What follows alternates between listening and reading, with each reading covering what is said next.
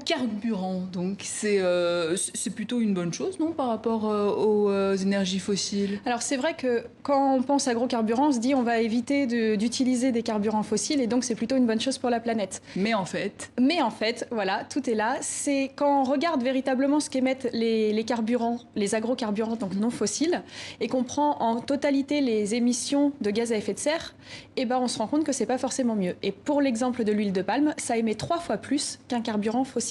Alors pourquoi l'huile de palme à chaque fois plus qu'une autre source comme le colza, le maïs? Alors l'huile de palme, on en fait beaucoup, notamment donc, en Indonésie et en Malaisie. C'est une huile en fait qui a des très très bons rendements. Elle est par rapport au colza ou à d'autres huiles, on va avoir un rendement 7 fois supérieur.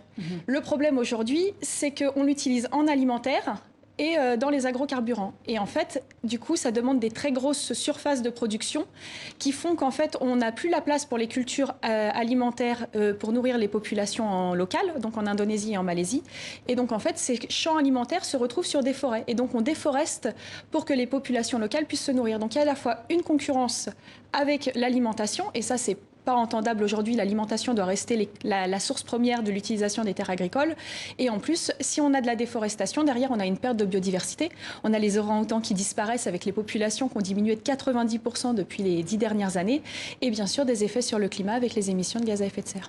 Et d'ailleurs, vous préférez qu'on dise agrocarburant que biocarburant? Pourquoi? Oui. Alors, pour ne pas tromper en fait les consommateurs, parce que quand on pense bio, on pense que c'est écologique. Les produits bio, l'agriculture biologique. Et en fait, pas du tout. On utilise, nous, le terme d'agrocarburant parce qu'ils sont faits sur des terres agricoles.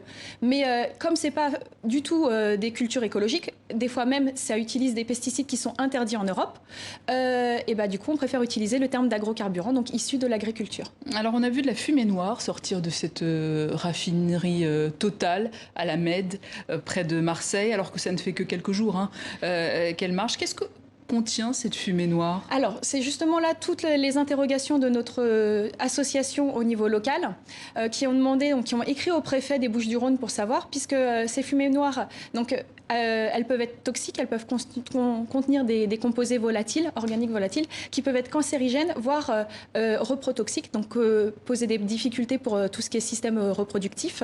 Et donc il y a des seuils maximum à ne pas dépasser. Et nos associations ont contacté le préfet pour savoir si les mesures avaient été effectuées et si, le cas échéant, qu'on puisse avoir les mesures et savoir si elles respectent bien les taux maximum à ne pas dépasser. Alors l'idée pour Total, c'est en tout cas d'importer 300 000 tonnes par an d'huile de palme. Et pourtant, une loi avait été votée en décembre 2018 interdisant l'huile de palme des biocarburants à partir du 1er janvier 2020. Qu'est-ce qui va se passer du coup pour Total? Alors c'est pour nous justement ça montre que le projet n'a pas d'avenir et que Total fait fausse route en utilisant l'huile de palme. Aujourd'hui donc voilà, l'Union européenne avec la révision de sa directive énergie renouvelable a montré dans une étude que l'huile de palme était beaucoup plus polluant qu'un carburant fossile et donc va l'éliminer progressivement de la liste des agrocarburants. Donc d'ici 2030 on ne pourra plus du tout les utiliser. Donc avoir une si grosse raffinerie en France, c'est pas du tout un projet d'avenir. Ça reprend pas en compte les besoins qu'on a de repenser la mobilité, peut-être par du télétravail, par le développement d'autres formes d'énergie, et donc de pas rester dans un modèle ancien qui prend pas en compte le changement climatique actuel. Et concrètement, qu'est-ce que vous appelez à faire aujourd'hui? Concrètement, il faut que Total change son système, afin que le gouvernement arrête